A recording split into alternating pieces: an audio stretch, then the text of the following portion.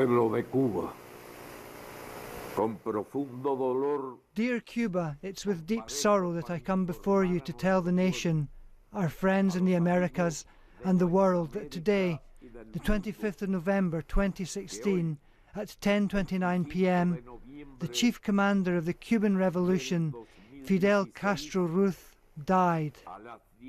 According to the wishes of Fidel, his remains will be cremated in the early hours of Saturday the 26th.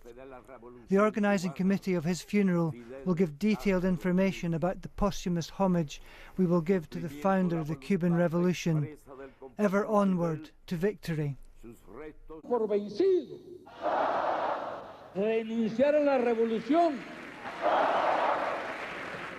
renunciar al socialismo, rendirnos.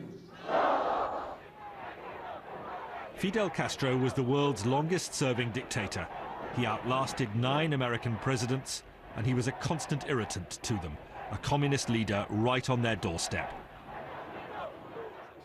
At the end of the 1950s, the young Castro was determined to overthrow the American-backed Batista regime, which presided over corruption, decadence, and gross inequality. Cuba was effectively run by organized crime syndicates. Castro and his band of revolutionaries masterminded a classic guerrilla campaign from their mountain base. On January the 2nd, 1959, the rebel army entered Havana. Castro had triumphed, Batista had fled, and Cuba had a new government, with the legendary Che Guevara among its members. Its promise to give the land back to the people and to defend the rights of the poor. Soon afterwards, he went to America, saying he wanted to be friends with his powerful neighbor, but he felt snubbed when President Eisenhower wouldn't see him. Castro claimed he was driven into the arms of the Soviet Union and its leader, Nikita Khrushchev. Cuba had now become a Cold War battleground. April 1961, the Bay of Pigs. This was America's doomed attempt to topple Castro by recruiting a private army of Cuban exiles to invade the island. But the young revolutionary was more than a match for them. Under his command, Cuban troops repulsed the invaders, killing many and capturing 1,000.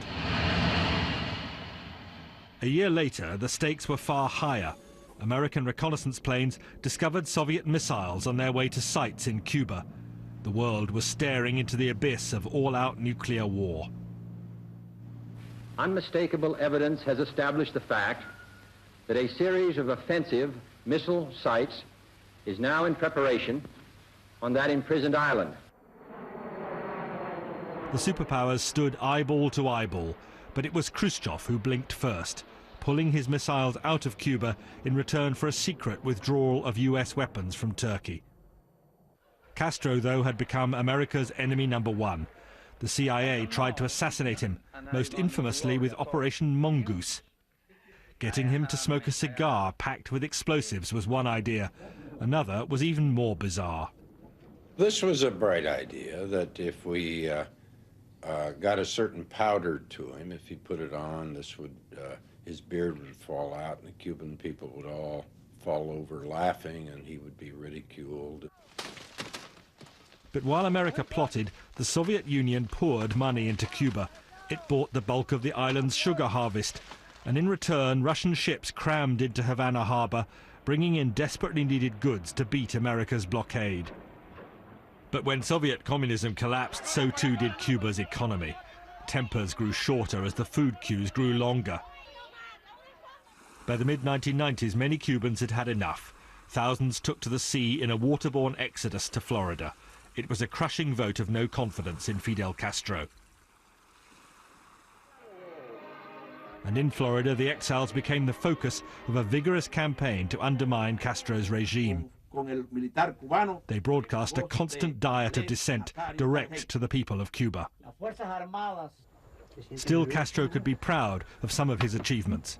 High-quality medical care was freely available for all. Cubans' infant mortality rates matched those of leading industrialized countries. But in 2006, Fidel Castro was forced by illness to hand power to his younger brother, Raúl. He initiated a program of reforms without undoing all his brother's work. Out of power and increasingly frail, Fidel Castro was seen only rarely. This was January 2014. Later that year, the United States and Cuba made their biggest move towards a permanent thaw, hoping to draw a line under the past.